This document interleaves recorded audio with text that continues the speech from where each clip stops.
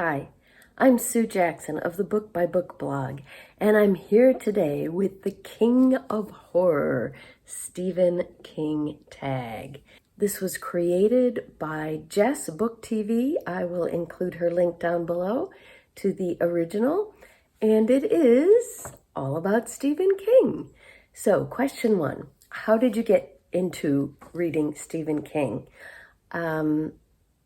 It was a family affair. When I was like maybe around 13 years old, Stephen King was just becoming popular, and I think my dad probably was the first one to discover his books. But as each new Stephen King book came out, we just passed it through the family. My dad would read it, my mom would read it, I would read it, and we all just became obsessed.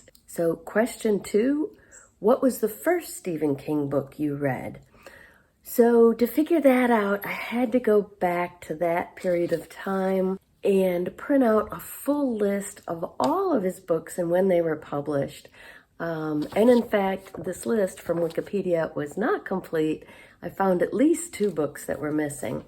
But at the beginning, he wrote Carrie in 1974 and Salem's Lot in 1975, or published them then.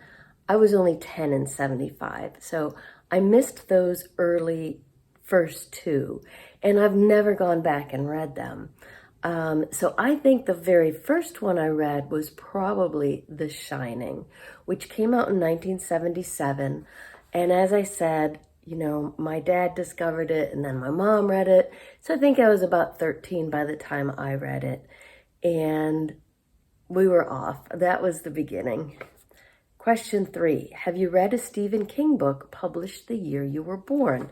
Well, that would be a real trick, since I was born in 65 and he started publishing in 74, so no. Question 4, which of his books do you prefer to collect hardcover editions, paperbacks, or it doesn't matter to you? Doesn't really matter, but I will put most of this question off until the next one. Question 5, how many of his books are on your bookshelf? So I just did a count. They're kind of scattered around the house, but I counted a total of 32 here in our house, and I'm going to give you a little tour. Okay, so here in our bedroom, this is our very extensive to-be-read shelf bookcase, and over here, this bookcase has a lot of Stephen King books and also Dean Koontz. These are books, for the most part, we've added a couple, but these are books that we inherited from my dad. When he died 8 years ago, my stepmom very kindly gave us his extensive Stephen King and Dean Koontz collection. There were a few more of his earlier Stephen King books that went to my sister because she hasn't read much King in years, but she had read some of the earlier stuff and had shared that with my dad. But for the most part, this is most of his Stephen King collection. You can see we've added some of the newer ones ourselves.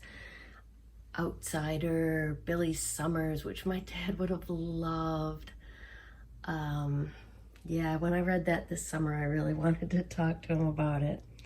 So, so that's where we keep the bulk of the Stephen King books, added here where my dad had his collection. Now, here in our guest room, we have bookcases in every single room of the house, pretty much. Are more Stephen King books, and these are the ones that we already owned, that we didn't get from my dad, ones that we owned before we inherited those books from my dad. So some of the Gunslinger series, the Dark Tower series, my husband read all that, and some of the earlier paperbacks. We also, somewhere in my son's room, we have Firestarter, which I could not find. But our son doesn't live here anymore, but his room is still filled with books. So it's in there somewhere because I know he read it and enjoyed it. Here out in the hallway, this is kind of, yeah, we need a new, bigger bookcase, clearly.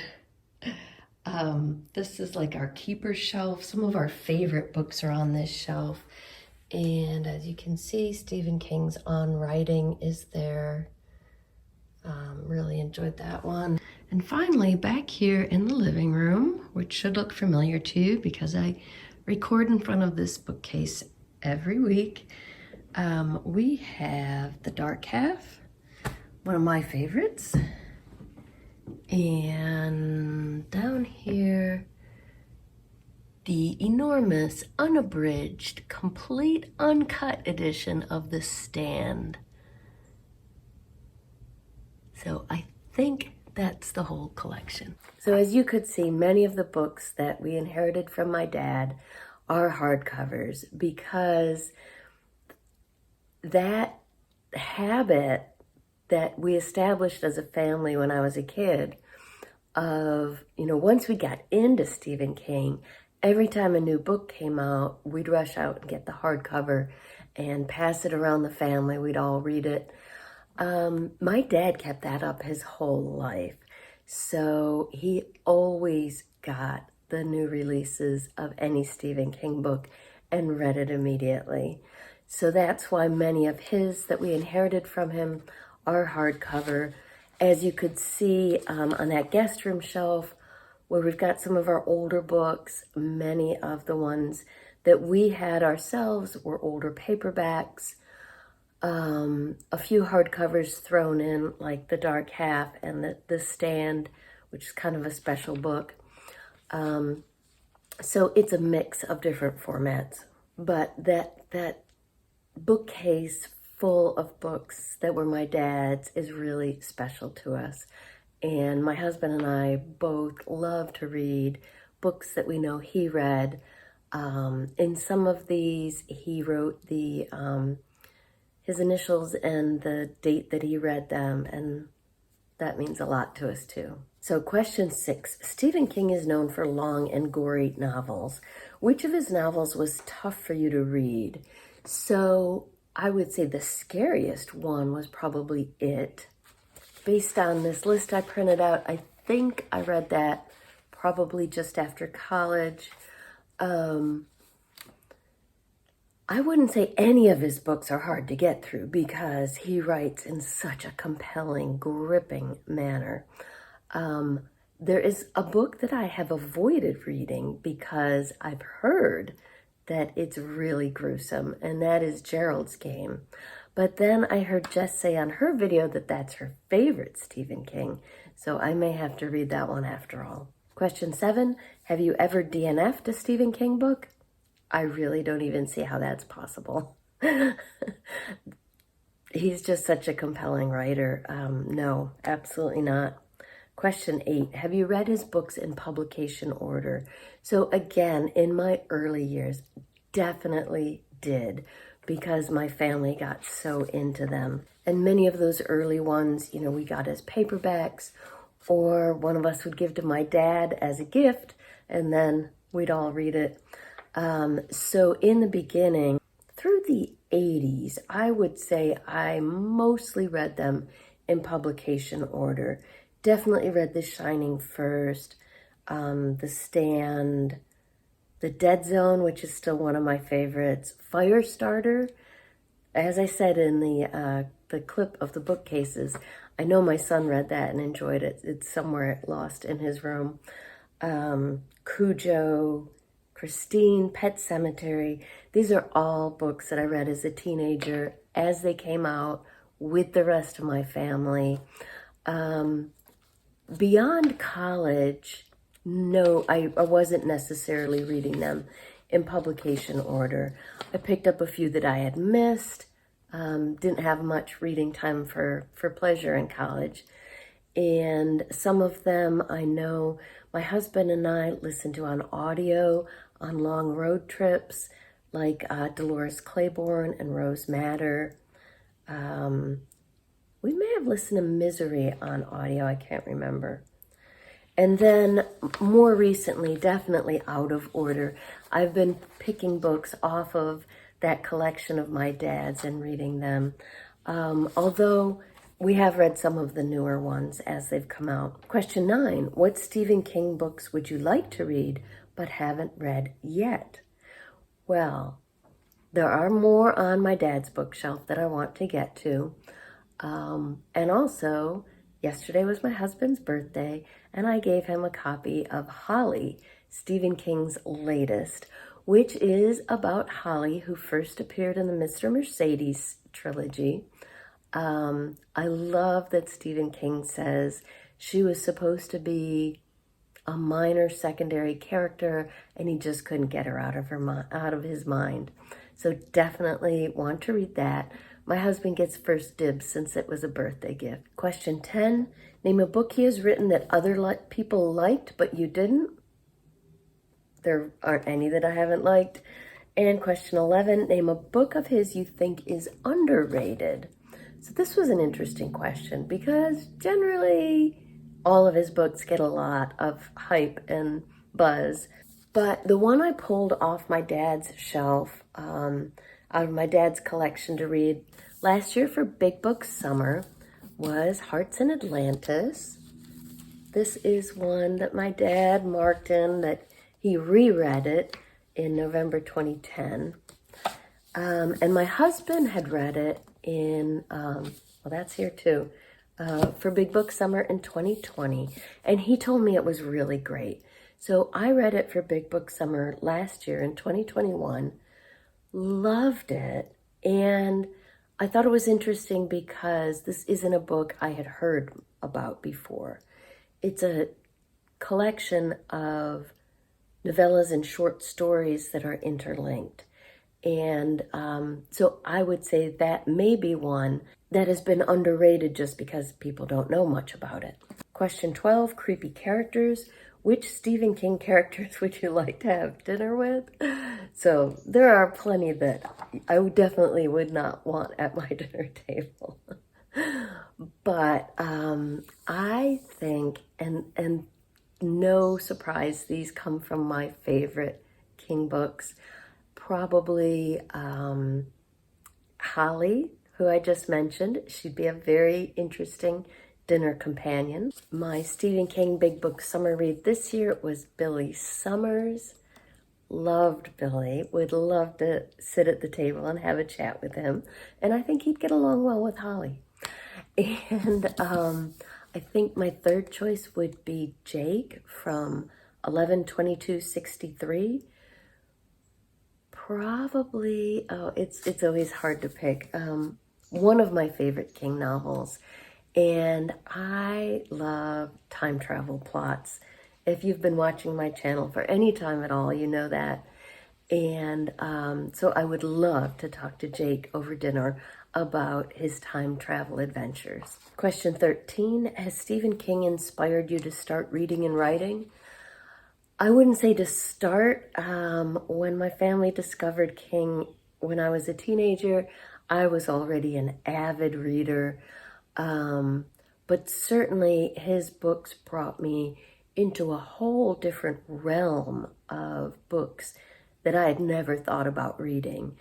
Up until then, I had read a lot of kids' books, of mysteries, obviously Nancy Drew, the Bobbsey twins, Trixie Belden, Judy Blume books like that. But certainly King inspired me to broaden my horizons and read a whole different kind of book.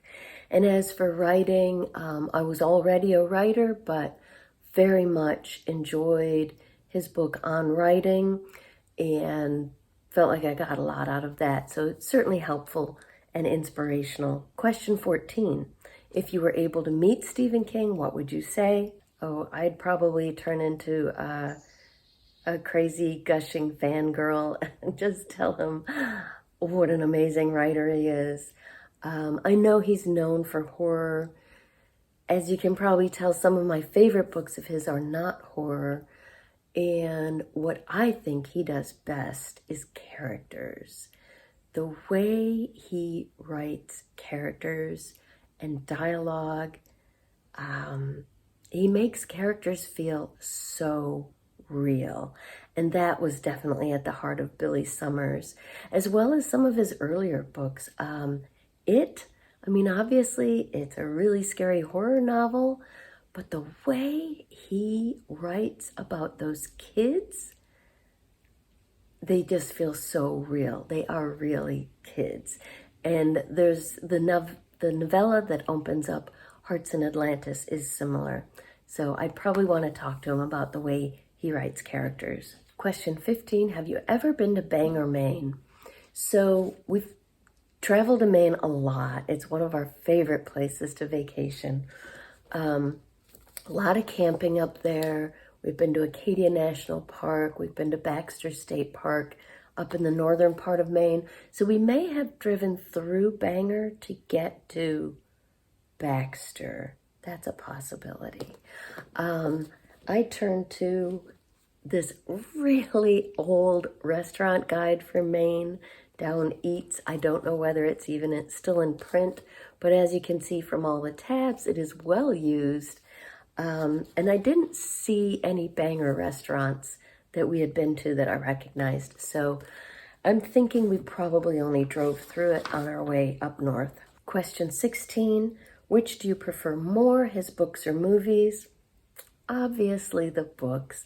The books are always the best. But question 7 is name some favorite Stephen King movies. So, I think all of his movies have been great. The Shining was just amazing when it came out. A little different from the book, but just so well done. Jack Nicholson was just amazing as the main character. More recently, my husband and I have enjoyed some of the TV adaptations. 11/22/63, it's one of my favorite Stephen King books. And very often that means you don't like an adaptation because, the book is so close to your heart. But the TV adaptation of that is outstanding. It was released as a mini-series. We got the DVDs way back when. The way that they recreated the 60s and did the whole plot with time travel and Kennedy's assassination was just outstanding. And it stuck very close to the book. Under the Dome, I did not read the book. My husband did, but we both really enjoyed the TV series. My husband said it differed quite a bit from the book, but it was very well done. In general, I think most of his movie adaptations have been great. I remember with my family, I grew up in Rochester, New York, right across Lake Ontario from Toronto, Canada. And sometimes when I was in my teen years, we would do a long weekend up in Toronto around New Year's. And then as now, lots of new movies come out at that time of year. And, obviously the weather wasn't great in December, January in Toronto, but we'd go to one of these multiplex theaters, which were kind of brand new at the time, and we would see one movie after another. And a lot of those, I remember, were Stephen King adaptations. Cujo, Christine, definitely remember seeing those in theaters in Toronto. Now, the funny part of that story is that my sister is 6 years younger than I am. So if I was like 15, she was only 9, and we were taking her to these awful horror movies. So she and I still laugh about that, but definitely lots of great movie adaptations. I will say the one adaptation that really disappointed us was Mr. Mercedes. They changed so much, and not for the better. They did okay with season 1, which was book 1. And then they turned book 3 into season 2 and book 2 into season 3, which made no sense. they got rid of a major character.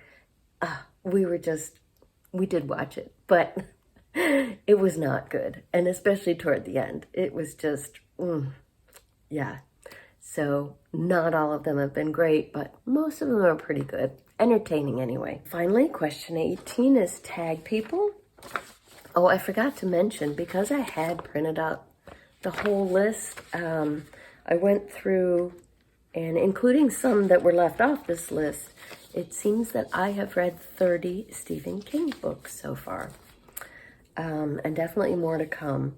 So I am tagging. I tried to look for people who have at least reviewed one Stephen King book in the past, so that I know they read King, and that I think haven't been tagged yet. We'll see. So I chose Kat's Novel Adventures. I know she was reading some Stephen King this summer, so I think Kat will like this tag. Melinda of A Web of Stories. I don't think she reads a lot of King, but I did find at least one Stephen King review on her channel. And Erin Go Live. And again, haven't heard much from her recently about King, but I did find some mention of his books earlier on her channel. So those are my tags, but if you are a Stephen King reader, please join the fun. This is the perfect season for it. And please let me know in the comments down below if you enjoy reading Stephen King books and which have been your favorites.